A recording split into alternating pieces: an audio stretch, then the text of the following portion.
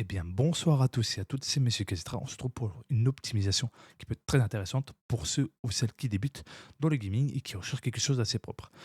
Dans Paramètres, bien évidemment, vous allez sur Système, Écran, Paramètres avancés de l'écran et vous sélectionnez Choisir une fréquence d'actualisation. Vous mettez le maximum en Hertz que votre écran peut offrir, grand maximum.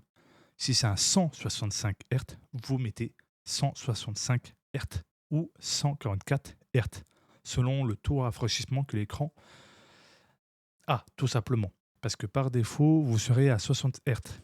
Donc c'est très important de vérifier. Donc vous faites Système, Écran, et ici. Ensuite, on va aller dans Graphique. Et là, il y a ce qu'on appelle Planification de processeur graphique, accélération matérielle. Microsoft, il dit que ça va être imperceptible, bien évidemment. C'est discret. Vous verrez que du feu en arrière-plan. Mais OBS conseille de le désactiver parce que ça peut créer un conflit avec certains logiciels, même avec OBS aussi, par exemple. Et en jeu, ça, c'est pas magie comme solution miracle. Donc vous pouvez le désactiver sans aucun souci, bien évidemment.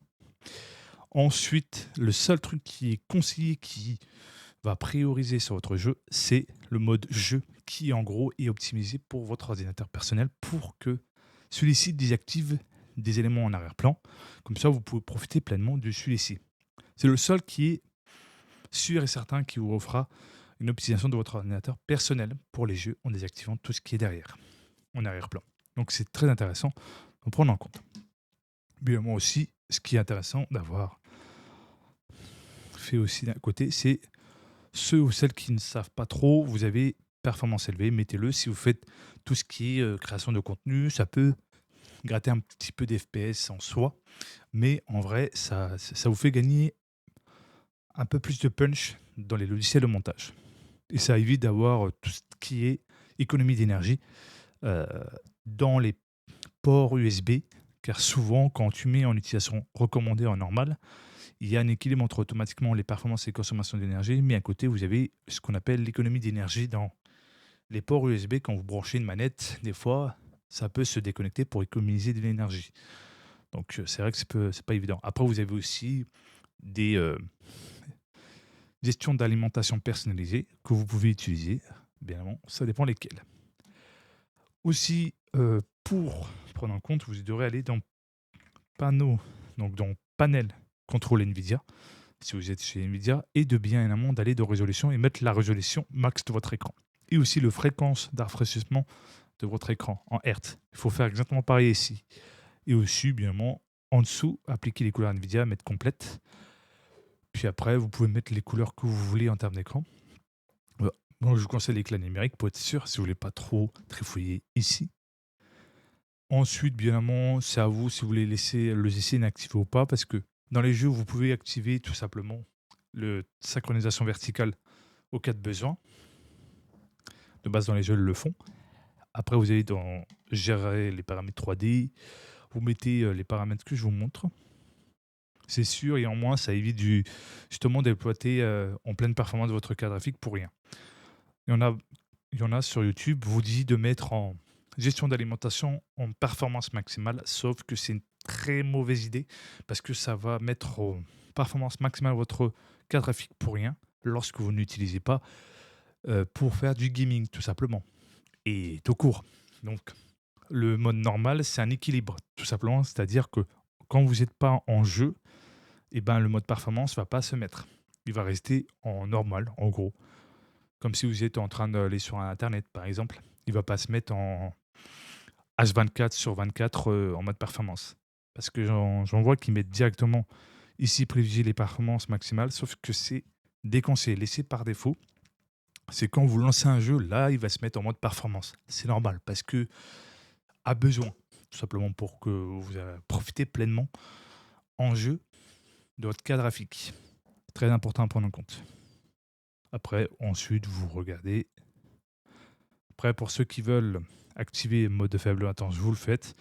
À prendre en compte aussi dans fréquence de rafraîchissement, vous avez ici la plus élevée ou soit contrôlée par l'application. Moi, j'ai laissé par défaut, appliquer OK. Et ensuite, c'est bon. Les autres, je n'ai pas vraiment forcément y touché. je laisser comme tel et après vous fermez. C'est des choses simples à penser aussi, quand on n'y pense pas forcément, ben, des fois, on oublie qu'on ne profite pas pleinement de notre, config.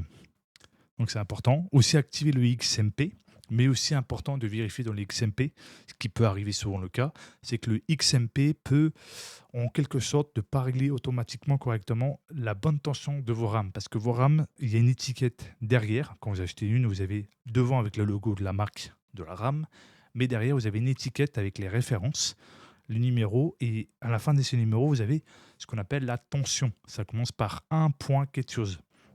Ça, c'est une indication quelle tension la RAM fonctionne. Par exemple, pour les DDR4, c'est 1.35 volts. Après la DDR5, je ne sais pas. Mais n'hésitez pas à dire dans les commentaires la tension de celle-ci. Comme ça, au moins, ça permet de l'idée pour ceux qui ont de la DDR5. Il peut arriver que le XMP ne met pas le 1.35 volts ou selon la tension que la DDR5 a. Ce qui fait que ça met un seuil en dessous en termes de valeur de tension. Et ce qui peut arriver selon les jeux que vous jouez, qui fait que, bah, vu que ça demande beaucoup, bah, vu que la RAM elle a une tension basse, bah, la tension, elle ne suit pas. C'est-à-dire elle n'est pas très équilibrée. C'est-à-dire qu'elle est instable. À cause de quoi? À cause d'un réglage mal foutu du XMP. Du coup, il faut aller directement dans le BIOS, chercher DRAM Voltage, faire rentrer, vous verrez toutes les valeurs possibles, ou soit écrire à la main la bonne tension de vos RAM. Vous sauvegardez, vous dites oui pour les modifications, vous laissez redémarrer votre PC et normalement ça corrige le problème. C'est des cas très courants que, bien évidemment, le XMP n'est pas forcément fiable pour paramétrer correctement les bonnes tensions de vos RAM. Donc très important d'y vérifier avant de revenir sur votre session Windows. Au moins vous êtes sûr et certain de pouvoir éviter des crashs d'écran noir, etc.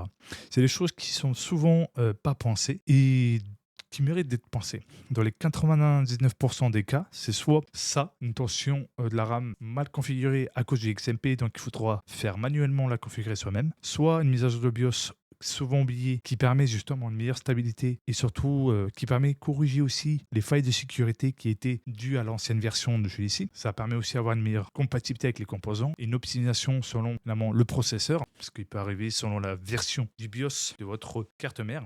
On peut avoir une optimisation sur votre processeur selon le processeur que vous avez. Par exemple, les 3D. Donc, c'est important de prendre en compte ceci. Donc, n'hésitez pas, évidemment, à vérifier tout ceci. En tout cas, j'espère que cette vidéo vous a plu. N'oubliez pas de vous abonner, de mettre un pouce bleu, d'activer la cloche de notification et de partager. C'était Monsieur KZ3 et je vous dis à la prochaine pour les prochaines aventures. Ciao, bye bye.